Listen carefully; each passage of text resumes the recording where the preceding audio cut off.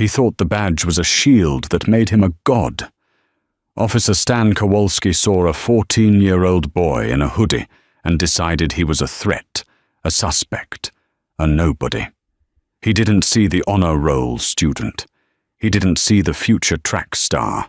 And he definitely didn't see the ghost hovering over that boy's shoulder, a shadow cast by one of the most powerful men in federal law enforcement. When the pepper spray hit Jamal Washington's eyes, it didn't just burn a child's face. It ignited a fuse that would blow Kowalski's life into 1,000 irreversible pieces. You think you know justice? Wait until you see what happens when you pick a fight with the wrong father. The heat in Chicago, that July, was the kind that sat on your chest like a wet wool blanket. It was 92 degrees with humidity that made the air shimmer off the asphalt of West 4th Street. For 14-year-old Jamal Washington, it was just another Tuesday of summer training. Jamal was a lanky kid, all elbows and knees, but he was growing into his speed. He had his father's jawline, sharp, defined, and his mother's patience. He was wearing a grey hoodie, sleeves pushed up, despite the heat. It was his lucky track hoodie, the one he'd worn when he broke the district record for the 400-meter dash back in May. He had his headphones on, blasting old-school hip-hop his dad had introduced him to, bobbing his head as he walked toward the corner store to buy a Gatorade before heading to the community track. He wasn't looking for trouble. Jamal Washington never looked for trouble. He had been raised with the talk drilled into his psyche since he was 6 years old. Hands visible, no sudden movements. Yes, sir. No, sir. His father, David, was a man who understood the law better than anyone because he enforced it at the highest level. David Washington wasn't just a dad. He was a special agent in charge at the FBI's Chicago field office, a man who had taken down cartels and dismantled human trafficking rings. But to Jamal, he was just Pops, the guy who grilled steaks on Sundays and checked his algebra homework with a red pen. Jamal reached the corner of 4th and King Drive. He pulled the heavy glass door of Sal's bodega open, the bell dinging sharply. "Hey, Mr. Sal," Jamal called out, heading straight for the coolers. Sal, an older Italian man who had seen the neighborhood change 3 times over, nodded from behind the counter. "Jamal, you running today? It's too hot for that hoodie, kid." "Gotta sweat it out, Mr. Sal. Coach says heat builds character." Jamal grinned, grabbing a blue Gatorade and a bag of sunflower seeds. He paid with a crumpled $5 bill, told Sal to keep the change, and stepped back, out into the oppressive sun. He cracked the Gatorade, taking a long swig. That was when the cruiser rolled up. It was a standard-issue Chicago PD SUV, dusted with the grime of the city. It slowed to a crawl as it passed Jamal.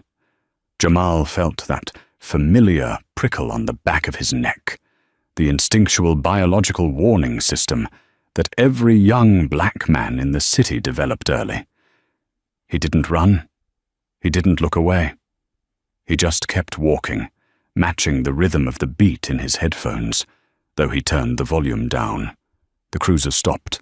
The window rolled down.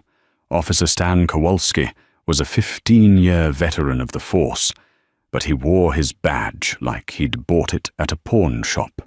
He was thick-necked, red-faced, with a buzz cut that did nothing to hide the sheen of sweat on his forehead. He had a reputation in the 11th District. They called him the Hammer in the locker room, not because he was effective, but because, to him, everything looked like a nail. He had 3 excessive force complaints in the last 2 years, all of them unsubstantiated, by a union rep named Gary O'Malley, who knew how to bury paper. "Hey, you," Kowalski barked. Jamal stopped. He took a breath, hands visible. He shifted the Gatorade to his left hand and kept his right hand open at his side. He pulled his headphones down around his neck. "Yes, sir," Jamal said, his voice cracking slightly. He hated that it cracked. Kowalski opened the door and stepped out. He didn't adjust his belt. He rested his hand on his gun. "What's in the bag?" "Sunflower seeds, sir, and a drink." "You live around here?" Kowalski walked around the front of the cruiser. He was big, towering over Jamal by good 4 inches. "Yes, sir." "2 blocks over." "On Chestnut?" "Chestnut," Kowalski repeated, as if the street name were an insult. "We got a call about a suspect matching your description. Hooded male, acting suspicious, casing cars." Jamal's heart hammered against his ribs. "I just came from the store, sir. I'm going to track practice." "In a hoodie? In 90-degree heat?" Kowalski scoffed, stepping into Jamal's personal space. The officer smelled of stale coffee and aggression. "You think I'm stupid, son? You hiding drugs in there? A weapon?" "No, sir. It's my track gear. Turn around. Hands on the hood. Now," Kowalski shouted, the escalation instant and unnecessary. Jamal hesitated for a microsecond, confused by the sudden aggression. "Officer, I haven't done anything. I said now." Jamal turned, placing his hands on the scorching, hot metal of the cruiser's hood. He winced but didn't move. He felt Kowalski's hands patting him down, rough and invasive. Kowalski checked his pockets, finding only a phone and a house key. He slapped Jamal's legs apart, kicking his ankles. "This phone stolen?" Kowalski asked, grabbing Jamal's iPhone 14. "No, sir. My dad bought it for me." "Your dad?" "Yeah, I bet." "Probably bought it with drug money." Jamal stiffened. He shouldn't have said it. He knew he shouldn't have engaged. But the insult to his father, the man who wore a suit and tie every day and fought for this country, stung more than the heat. "My father is a federal agent," Jamal said quietly. Kowalski froze. Then he laughed, a cruel, barking sound. "A Fed? Yeah, right. And I'm the Queen of England. You little punks always have a story." Kowalski grabbed Jamal by the back of the hoodie and yanked him backward. Jamal stumbled, his sneakers scuffing the pavement. "I'm taking you in." "Disorderly conduct and resisting." "I'm not resisting," Jamal cried out, panic finally breaking his composure. He tried to pull his arm free from Kowalski's crushing grip. That was the excuse Kowalski needed.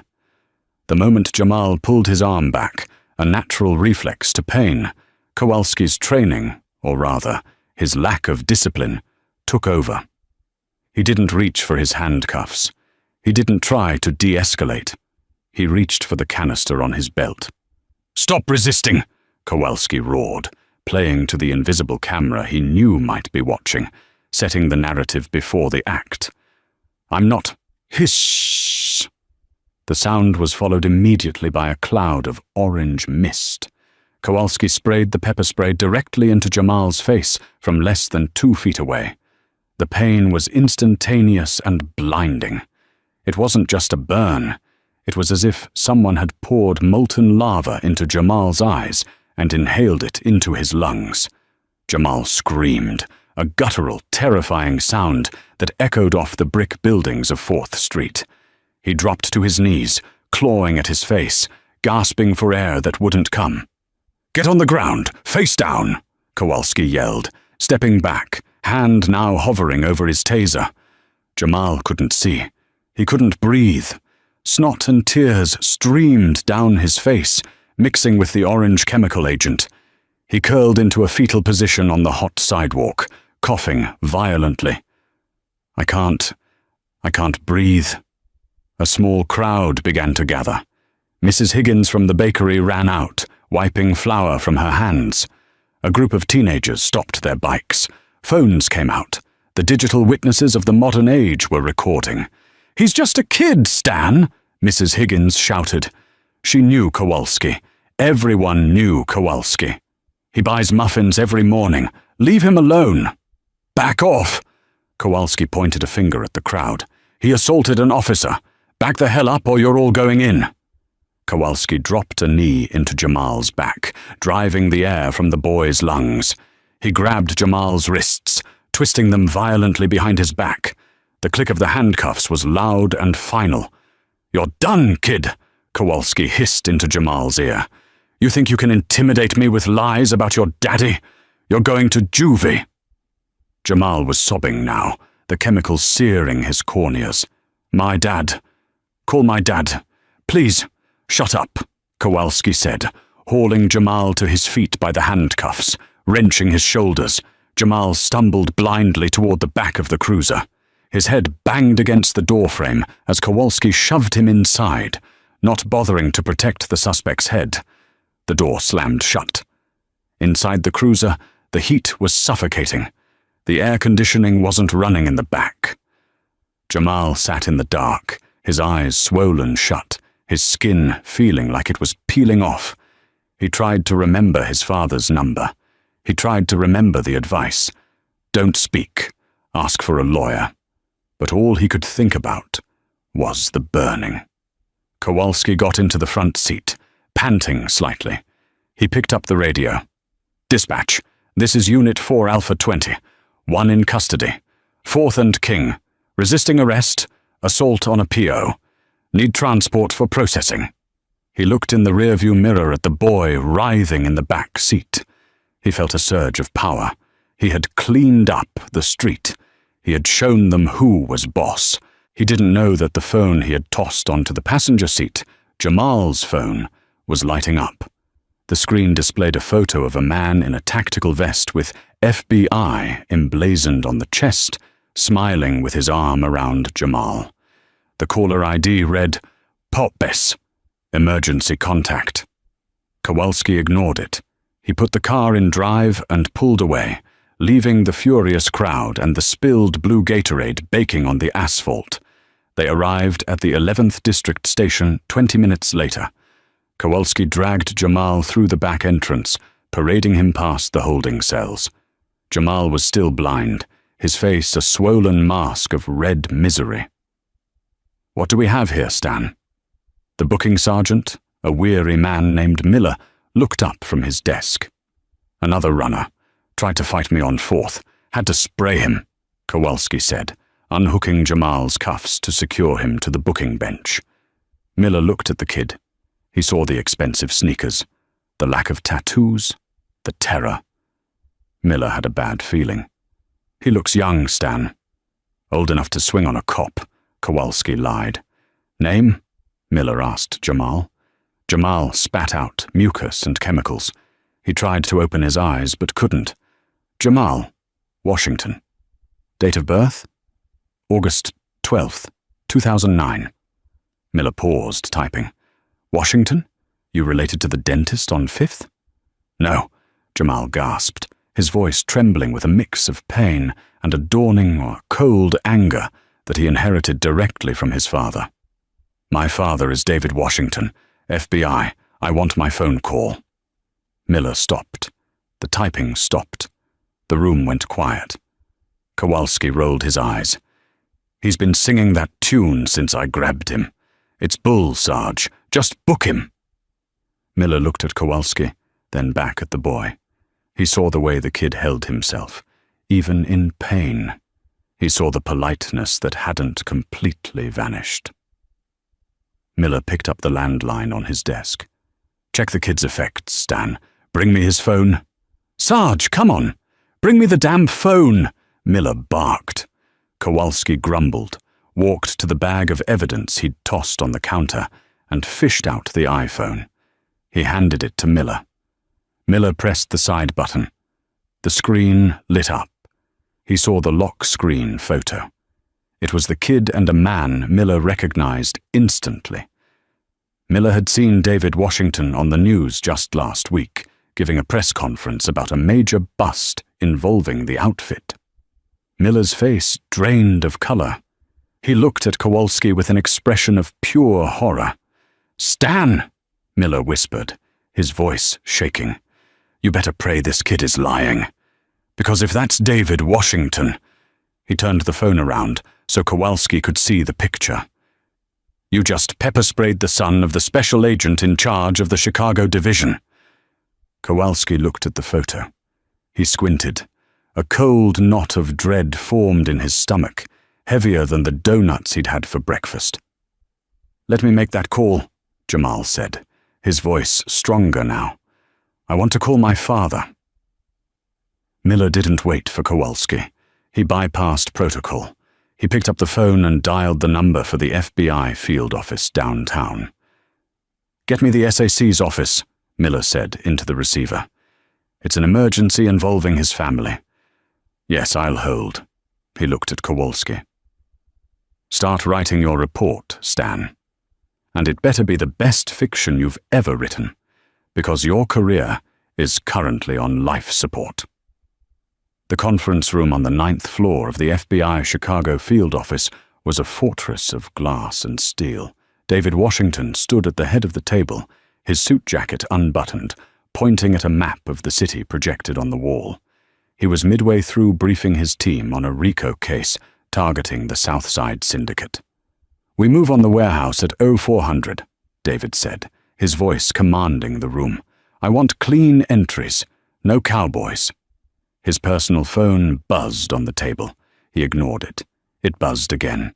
Then a third time. David frowned. Only 3 people had this number: his wife, the director in D.C., and Jamal. He picked it up, expecting to hear Jamal asking if he could stay late at the track. "Washington," he answered, his eyes still scanning the map. "Agent Washington? This is Sergeant Miller at the 11th District PD." David held up a hand, silencing the room of 20 agents. "Go ahead, Sergeant." "Sir, we have your son, Jamal, in custody." The air in the conference room seemed to drop 10 degrees. David's face went rigid. "Custody? For what?" "There was an incident on 4th Street. Officer Kowalski brought him in. Charges are resisting arrest and assault on an officer." "Assault?" David repeated the word quietly, but it carried enough weight to crack the glass table. "Is he injured?" There was a pause on the line, a pause that lasted a second too long. "He was pepper sprayed, sir." During the arrest, David didn't slam the phone. He didn't yell. He went terrifyingly still. The agents in the room, men and women who had breached compounds and faced down killers, shifted uncomfortably. They knew that look. It was the look of a predator deciding how to dismantle its prey. "I am on my way," David said. "If anyone touches him again, if anyone even looks at him wrong, Sergeant, I will burn your precinct to the ground. Legally speaking." He hung up. "Meeting adjourned. Team, you're with me." 20 minutes later, a convoy of 4 black government SUVs screeched to a halt in front of the 11th District Station. It looked like a raid. Doors flew open, and a dozen agents in suits poured out, moving with a precision that made the beat cops on the sidewalk step back in alarm. David Washington led the phalanx. He stormed through the double doors of the station, his badge clearly visible on his belt next to his sidearm. The lobby fell silent. The chatter of radios, the typing, the casual joking, it all died instantly. Sergeant Miller stood up behind the high desk, looking pale. "Agent Washington." "Where is he?" David's voice boomed, echoing off the tile walls. "Holding cell 2. Sir, you can't just—" David bypassed the desk, pushing through the swinging gate. 2 uniformed officers stepped forward instinctively to block him. "Step aside," David warned, not breaking stride. "Sir, this is a restricted area," one officer started. "I am a federal agent, and you are holding a minor without legal counsel who is injured. Move or I will arrest you for obstruction of justice right now." The officers looked at David's team behind him, grim-faced, hands near their weapons, clearly ready for a fight. The officers stepped aside. David reached cell 2. Through the bars, he saw him. Jamal was sitting on a metal bench, his hands still cuffed behind his back, his head hanging low. His face was a mess of red, swollen skin and mucus. His eyes were shut tight, tears streaming down his cheeks. "Jamal," David breathed, the anger momentarily replaced by a father's heartbreak. Jamal's head snapped up blindly. "Dad! Dad, I can't see!" "Open this door," David ordered, turning to Miller. "I don't have the keys. Stan has them," Miller stammered. "Who is Stan?" "Officer Kowalski, the arresting officer." "Get him here. Now." At that moment, the door to the break room opened. Stan Kowalski walked out, holding a fresh cup of coffee and a bagel. He stopped dead when he saw the wall of suits filling the hallway. He saw the tall, broad-shouldered man standing by the cell, the man who looked exactly like the kid in the hoodie, but with 30 years of hardened experience. David turned slowly. His eyes locked onto Kowalski. It was like a lion locking onto a hyena. "You're Kowalski?" David asked, his voice deceptively calm. "Yeah. Who are you?" Kowalski tried to sound tough, puffing out his chest, but his hand trembled slightly, spilling a drop of coffee. "I'm the father of the boy you blinded," David said, stepping closer. "Unlock this door." "He's a suspect. He assaulted me," Kowalski retorted, though he took a half-step back. "I followed protocol." "Protocol?" David pointed at Jamal. "That is a 14-year-old honor student. You have him cuffed behind his back while he's in medical distress. That is torture, officer. Now unlock the door, or I will kick it off its hinges and use you to prop it open."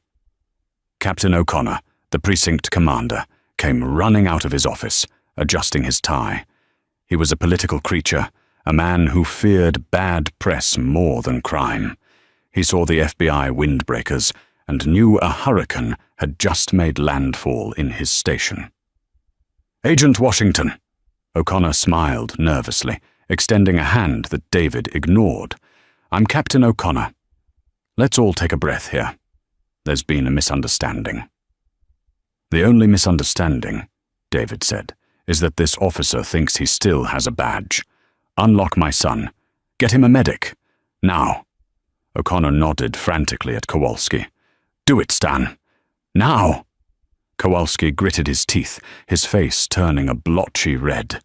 He walked to the cell, the keys jingling in his shaking hand. He unlocked the door. David rushed in. "I'm here, son. I'm here." "Dad, it burns," Jamal sobbed, leaning into his father's chest. "I know. We're getting you out." David glared at Kowalski over his son's shoulder. "Get those cuffs off him." Kowalski removed the cuffs. David immediately checked Jamal's wrists. They were bruised and bleeding where the metal had dug in. "Medical!" David shouted to his team.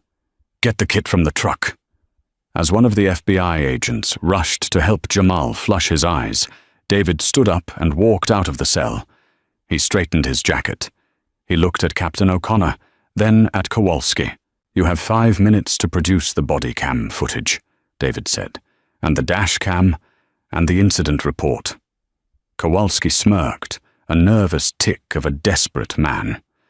"Funny thing about that. My body cam, battery died, just before the stop. Malfunction." David stared at him. A slow, terrifying smile spread across David's face. It wasn't a smile of amusement. It was the smile of a man who had just been handed the final nail for a coffin. "Malfunction," David repeated. "Is that right?" "Yeah. Tech issues. Happens all the time." Kowalski shrugged, gaining a little confidence from the lie. "We'll see," David said. He turned to his second-in-command, Agent Sarah Thorne. "Sarah, call the DOJ, Civil Rights Division. Tell them we have a Title 18, Section 242 case in progress, and get a warrant for this station's server room. I want to secure every byte of data before it suffers a malfunction, too." Captain O'Connor's face went white. "Agent Washington, there's no need for the DOJ. We can handle this internally." "Internally?" David laughed, a cold, sharp sound. "Captain, you just lost the privilege of policing yourselves. This is a federal crime scene now." The next hour was a siege. The 11th District Station was effectively under federal occupation. Jamal had been taken to a hospital by ambulance, accompanied by his mother, who had arrived in a state of frantic terror that quickly morphed into a quiet, lethal rage when she saw her son's face. David stayed behind. He had work to do. Captain O'Connor invited David into his office, trying to play the Brotherhood of Law Enforcement card. "Look, David, can I call you David?" O'Connor offered a seat, which David declined. "Stan is a good cop. He's old school, maybe a little rough around the edges, but the streets are dangerous.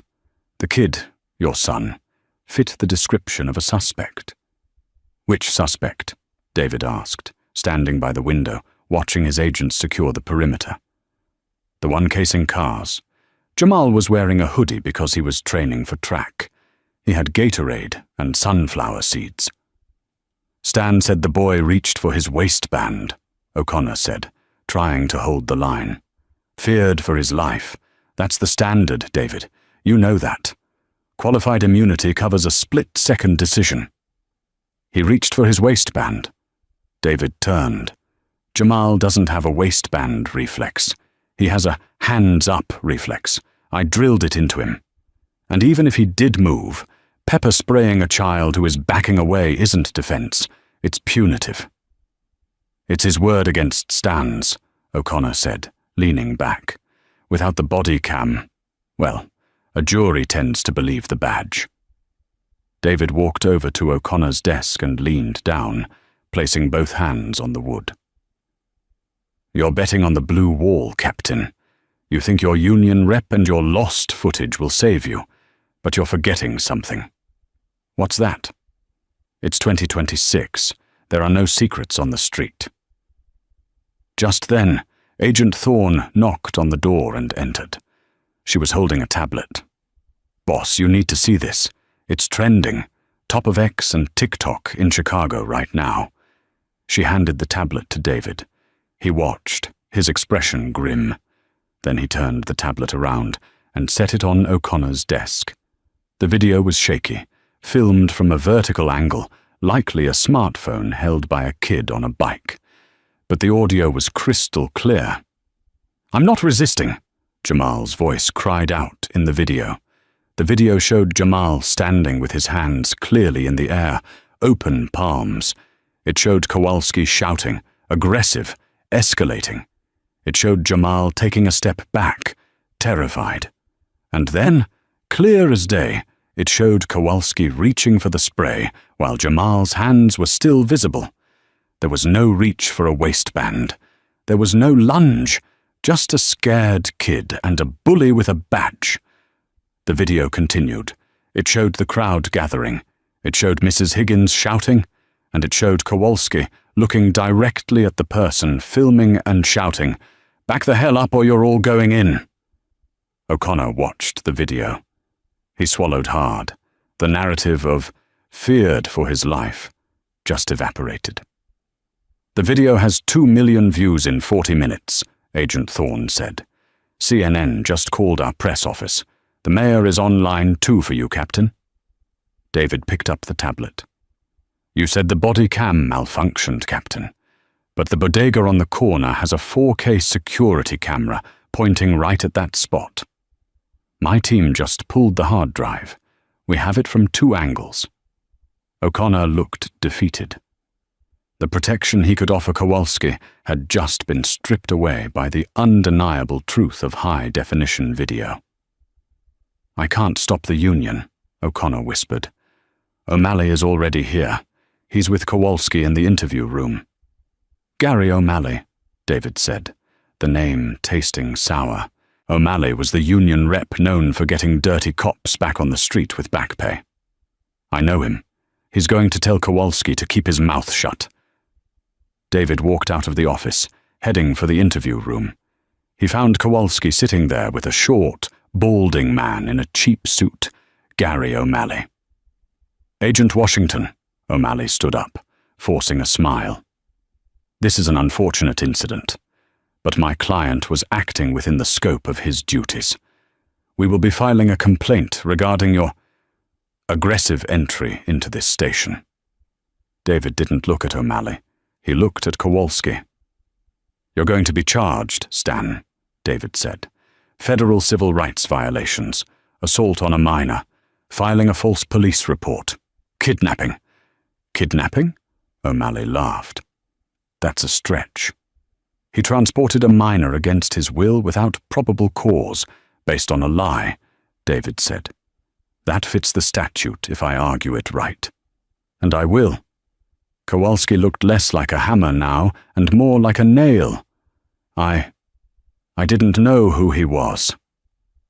"That's the problem, Stan," David said, leaning in close. "You shouldn't have to know who his father is to treat him like a human being. You thought he was a nobody. You thought no one would care." David straightened up. "But now, the whole world cares. You're not going home tonight. I'm placing you under federal arrest." "You can't do that here," O'Malley shouted. "Jurisdiction." "I have a warrant signed by a federal judge 10 minutes ago." David produced a folded paper from his pocket. "Take him." 2 FBI agents stepped forward. They pulled Kowalski out of his chair. They spun him around. "You know the drill, Stan," David said coldly. "Hands behind your back. Stop resisting." Kowalski didn't resist. He was in shock. As the cuffs clicked onto his wrists, the same sound Jamal had heard, David leaned in. "And Stan? I hope you like the heat, because where you're going, there isn't any air conditioning." As they marched Kowalski out of the precinct, the station lobby was filled with silence again. But this time, the officers weren't looking at Kowalski with solidarity. They were looking at him with fear. They were watching a career end in real time. But the twists weren't over. As David walked out to his SUV, his phone rang. It was his wife. "David," she was crying. "The doctors. They say there's damage to his retina. He might lose vision in his left eye." The victory of the arrest turned to ash in David's mouth. This wasn't just a legal battle anymore. It was a war. And as David looked back at the station, he knew that Kowalski was just the first domino. He was going to bring down the whole corrupt chain of command that had let a man like that wear a badge for 15 years. The weeks following the arrest were a blur of sterile hospital rooms and aggressive legal maneuvering. Jamal was discharged, but his life was fundamentally altered. The chemical burns on his left cornea were severe. The doctor, a specialist named Dr. Orris, was cautiously optimistic but blunt. "He can see shapes, shadows, but the acuity required for high-speed tracking, it's compromised. He'll need surgery, maybe a transplant, down the line." For a kid whose life revolved around the split-second precision of track and field, it was a death sentence for his dreams. Jamal spent his days in his room, curtains drawn, refusing to look at his running shoes. Meanwhile, the machine protecting Stan Kowalski roared to life.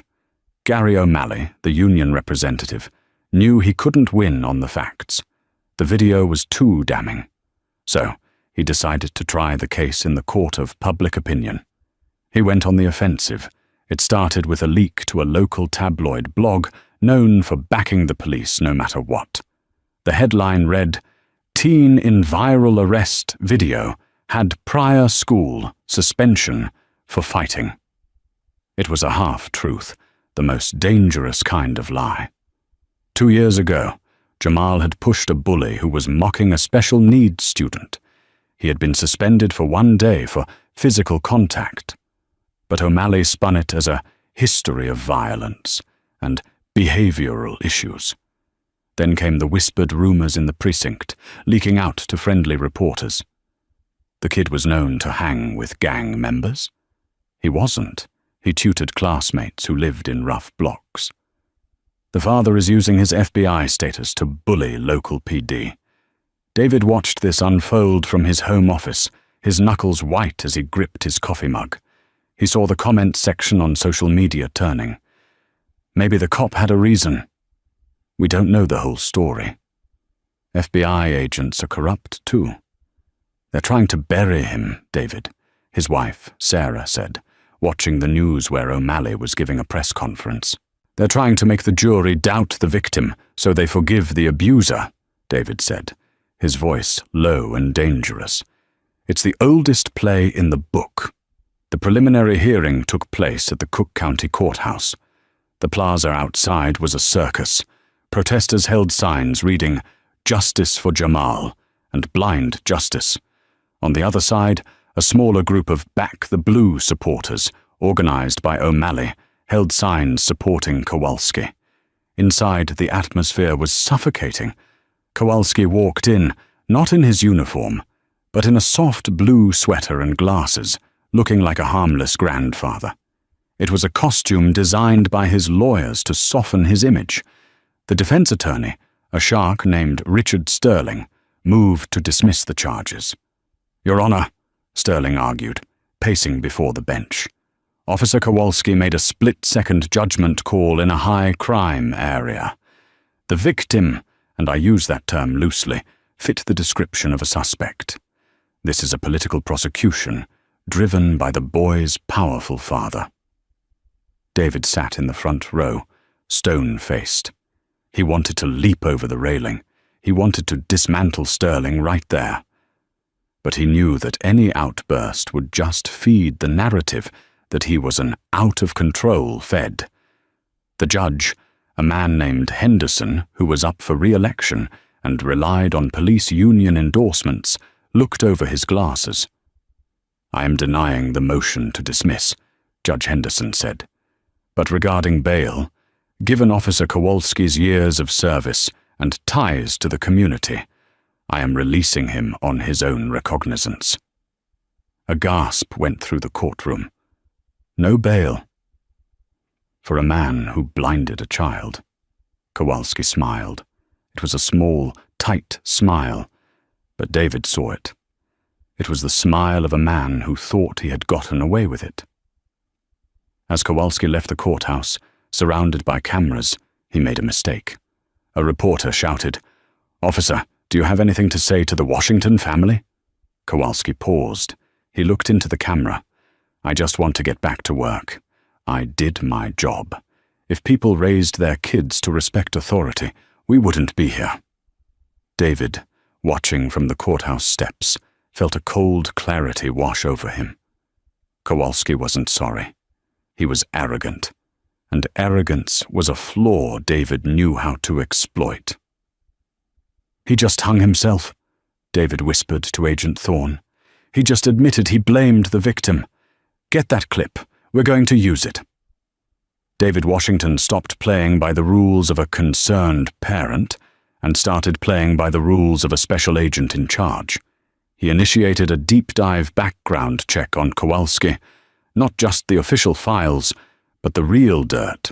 He put his best forensic accountants on Kowalski's finances. He put his best investigators on Kowalski's past partners. It took 3 days to find the crack in the armor. "Boss," Agent Thorne walked into David's office late one night, dropping a file on the desk. "You were right. Kowalski isn't just a bully, he's a thief." The file detailed a pattern. Over the last 5 years, Kowalski had been the first on the scene for drug busts involving cash seizures. In 6 documented cases, the amount of cash logged into evidence was significantly lower than the amount estimated by informants or other witnesses. "He's skimming," David said, flipping through the pages, taking a tax off the top before booking the evidence. "And there's more," Thorne said. "We found a storage unit in his wife's maiden name. We got a warrant an hour ago. It's full of electronics, jewelry, and about 50 grand in cash." David closed the file. "Does the state's attorney know?" "Not yet." "Good. Don't tell them. The state's attorney plays golf with O'Malley. We're taking this federal. RICO charges, public corruption, wire fraud." The next morning, The hard karma began to hit Kowalski, and it hit with the force of a freight train. Kowalski was at home, sitting in his living room, watching TV. He was suspended, but with pay, thanks to the union. He was drinking a beer at 10 a.m., feeling like a martyr. Then, the power went out. He went to the window to check the street. He didn't see a utility truck. He saw the SWAT team. This time, there was no professional courtesy. This wasn't a surrender yourself situation. The FBI treated him exactly like the criminals he had been skimming from. "Federal agents, open up!" Before Kowalski could even put down his beer, the front door was battered in. Flashbangs detonated in the hallway, disorienting him. Armored agents swarmed the house. Kowalski was thrown to the ground, hard. A boot pressed his face into the carpet. "Stanley Kowalski, you are under arrest for racketeering, money laundering, and theft of government property." They dragged him out in his boxers and a stained t-shirt. The neighbors, the same ones who had seen him as a protector, watched in shock as agents hauled boxes of cash and stolen goods out of his garage. But the real blow came later that afternoon. Sergeant Miller, the desk sergeant who had booked Jamal, saw the news. He saw the feds raiding Kowalski's house. He realized the ship was sinking, and he didn't want to drown with the rat.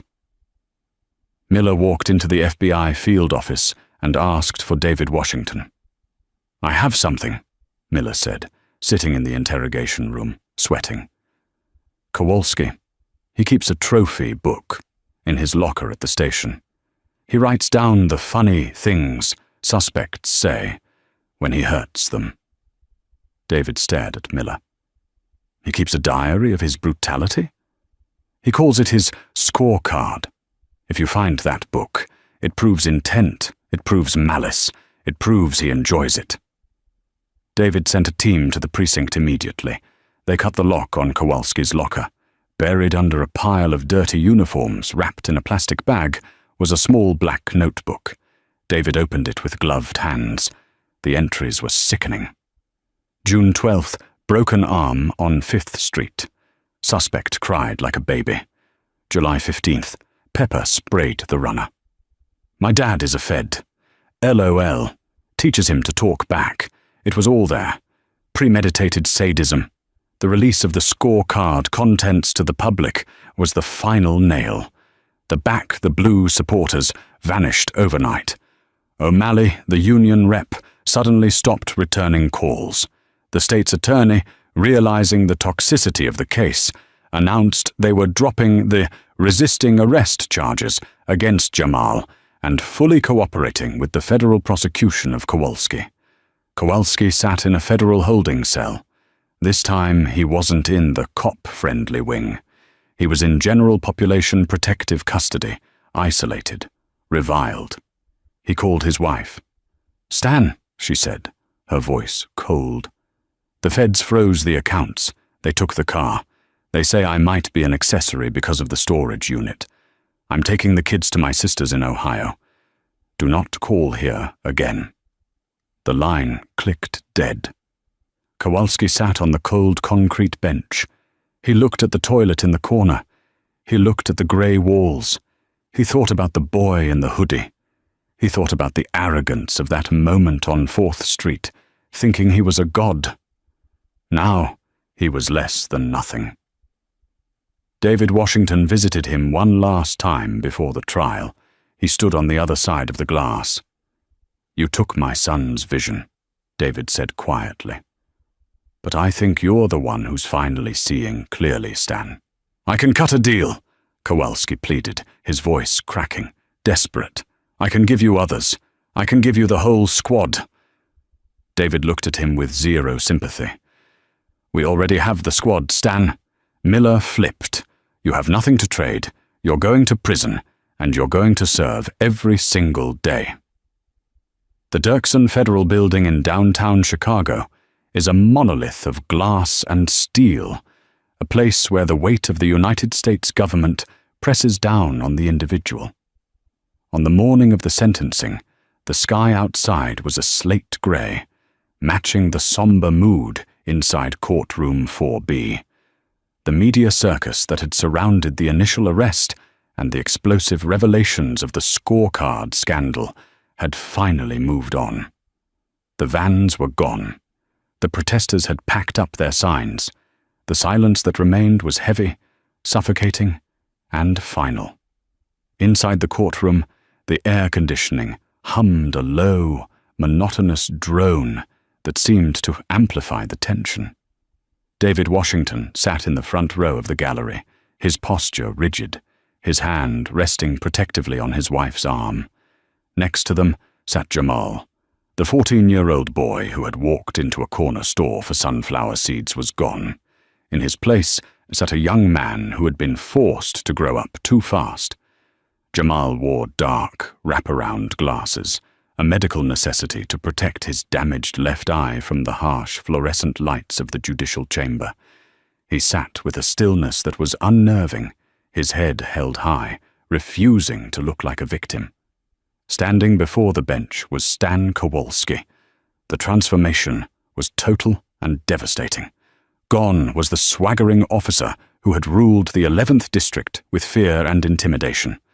Gone was the hammer who treated citizens like nails. In his place stood inmate 749 Nunetu, clad in a bright orange federal jumpsuit that hung loosely on his frame. He had lost weight. His skin was sallow, the result of months spent in protective custody away from the sun. The gallery behind him was empty. His wife, who had fled to Ohio, was not there. The blue wall of officers who had once lined up to support him had crumbled, scattering like roaches when the lights turned on. He stood entirely alone. Judge Harrison, a jurist with a reputation for searing intellect and zero tolerance for public corruption, sat high above on the bench. He adjusted his spectacles, the sound of paper shuffling echoing like thunder in the quiet room. He looked down at Kowalski for a long, uncomfortable minute, letting the silence stretch until it was almost painful. "Mr. Kowalski," Judge Harrison began, his voice resonant and devoid of sympathy. "You were entrusted with a badge. That piece of metal is not a license to rule. It is a contract of service. It represents the faith that the people of this city place in their government to keep them safe. On that Tuesday in July, you did not just break a young man's body, you broke that contract. You used the authority of the United States to terrorize a child because you believed you were untouchable." Kowalski stared at the floor, his hands trembling slightly where they were clasped behind his back. He couldn't meet the judge's eyes. "The evidence presented, the video, the testimony, and your own sickening journals, paints a picture of a man who viewed the citizens of Chicago not as people, but as prey," the judge continued, his voice hardening. "You attempted to destroy the life of Jamal Washington to cover your own incompetence and malice. You relied on a system of silence to protect you. Today, that silence ends." The judge picked up a document, the finality of the motion sending a shiver through the room. "Stanley Kowalski, for the counts of deprivation of rights under color of law, witness tampering, racketeering, and filing false reports. It is the judgment of this court that you be remanded to the custody of the Federal Bureau of Prisons for a term of 25 years. The words hung in the air. 25 years. Kowalski's knees buckled. A guttural sound, half gasp, half sob, escaped his throat. His attorney had to grip his elbow to keep him from collapsing. The math raced through Kowalski's mind. He was 42 years old. He would be 67 when he saw the sky as a free man again. He would miss his daughter's graduations. He would miss their weddings. He would grow old and die in a concrete cage, surrounded by the very criminals he used to despise. The sheer magnitude of the karma that had come back to him was crushing. "Parole is denied," the judge added, sealing the coffin. Court is adjourned. The gavel banged, a sharp crack that signaled the end of Stan Kowalski's life as he knew it. 2 U.S. Marshals stepped forward, their movements crisp and professional. They took Kowalski by the arms, not roughly, but with an indifference that was somehow worse. As they turned him toward the side door, Kowalski looked back. He didn't look at David, the man who had dismantled his life piece by piece. He looked at Jamal. For a brief second, their eyes met. The terrified, broken man and the boy in the dark glasses. Jamal didn't flinch. He didn't smile. He didn't offer a gesture of anger or forgiveness. He simply watched. It was the gaze of someone who had walked through fire and survived. He watched until the heavy steel door clicked shut, swallowing the man who had tried to blind him. 6 months later. The brutal Chicago winter had finally given way to a sweltering summer. The heat was oppressive, shimmering in waves off the red asphalt of the community track on 4th Street. The smell of hot rubber and cut grass filled the air. David Washington sat on the metal bleachers, his suit jacket folded next to him, his tie loosened.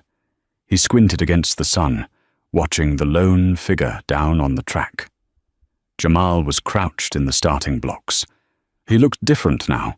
He had filled out, his teenage lankiness replaced by the lean, corded muscle of a dedicated athlete. He was wearing a pair of custom-made, aerodynamic sports goggles, strapped tight to his head. They were sleek, giving him a futuristic, almost bionic appearance.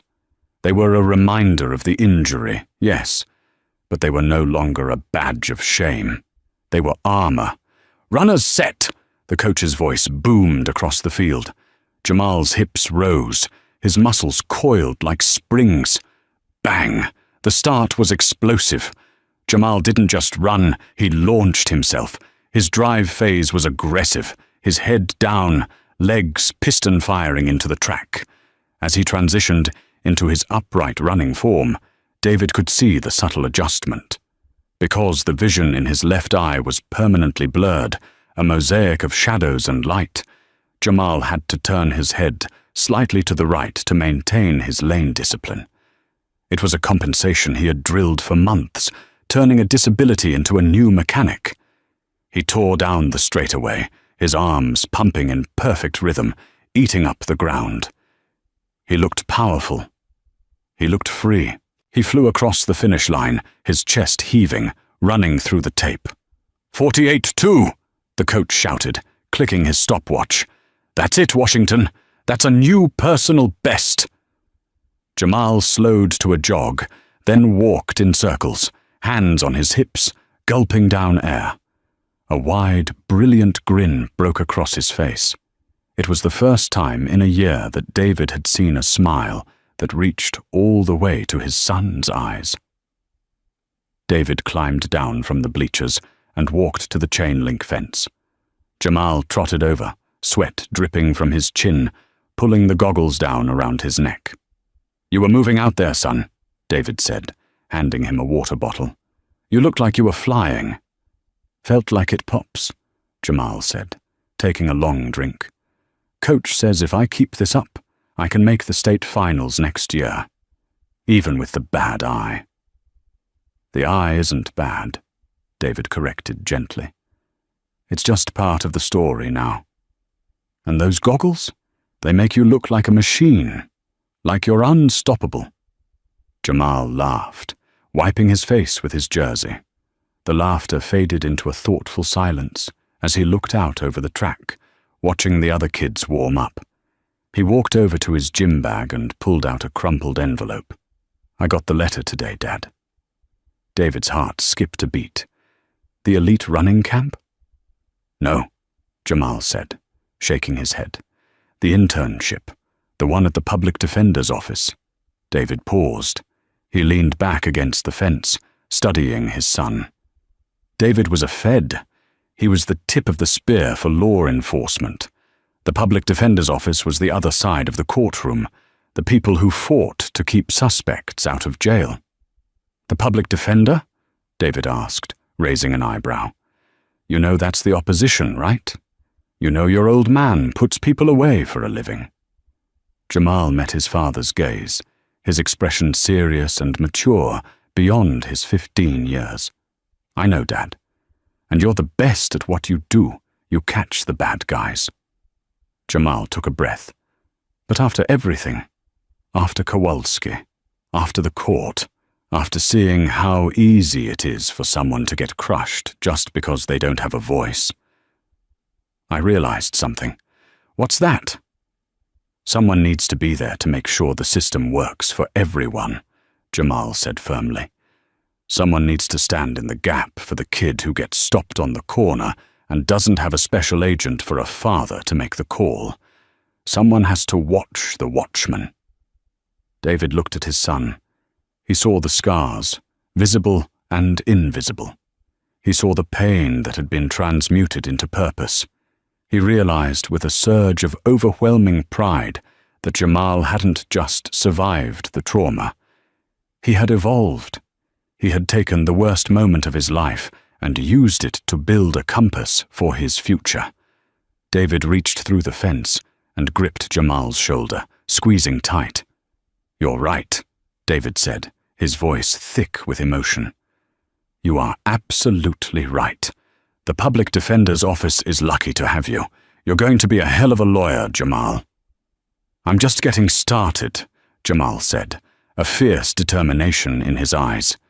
He pulled the goggles back up over his eyes, turning back toward the track. "I've got a lot of running to do." He jogged back to the starting line, ready for another heat, ready for the next challenge. David stood by the fence and watched him go. He knew that life would put more hurdles in Jamal's path.